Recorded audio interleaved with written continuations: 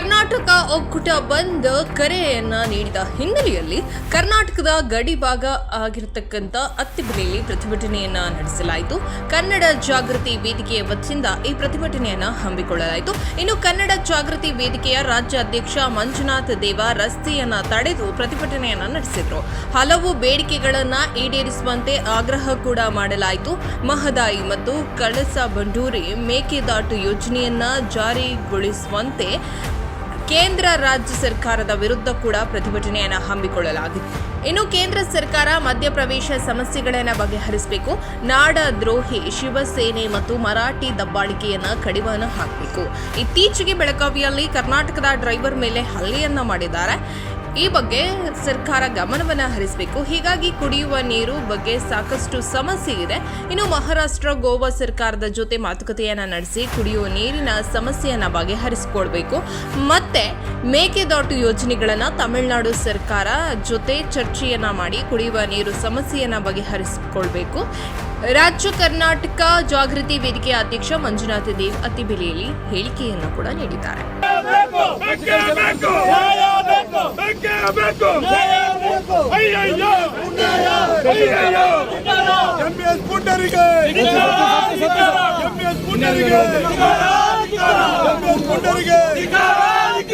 ಮೇಕೆದಾಟು ಜಾರಿ ಆಗಲೇಬೇಕು.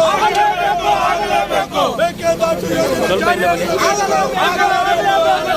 ಮಹದಾಯಿ ಯೋಜನೆ ಜಾರಿ ಆಗಲೇಬೇಕು.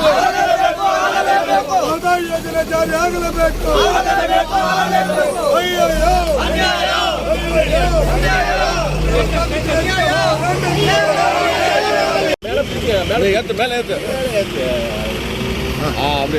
ಸರ್ ಹೇಳಿ ಸರ್, ಇವತ್ತಿನ ಹೋರಾಟ ಇವತ್ತು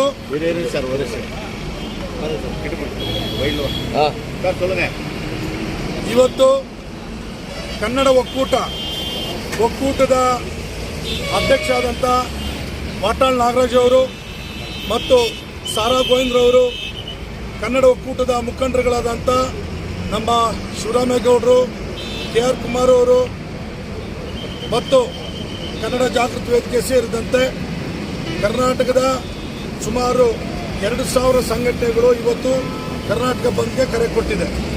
ಈಗಾಗಲೇ ಇಡೀ ಬಂದ್ ಕರೆ ಕೊಟ್ಟ ನಂತರ ಸುಮಾರು 20 ದಿನಗಳಿಂದ ನಿರಂತರವಾಗಿ ನಾವು ಕನ್ನಡ ಒಕ್ಕೂಟ ಮತ್ತು ಕನ್ನಡ ಜಾಗೃತಿ ವೇದಿಕೆ ರಾಜ್ಯದ ಬೇರೆ ಬೇರೆ ಜಿಲ್ಲೆಗಳಲ್ಲಿ ಪತ್ರಿಕಾಗೋಷ್ಠಿ ಮತ್ತು ಪ್ರತಿಭಟನೆಗಳು ಮಾಡೋದ್ರ ಮುಖಾಂತರ ಕರ್ನಾಟಕ ಬಂದನ್ನು ಯಶಸ್ವಿ ಮಾಡಬೇಕು ಅಂತೇಳಿ ನಾವು ಹೋರಾಟವನ್ನು ಮಾಡ್ತಾ ಇದ್ದೀವಿ.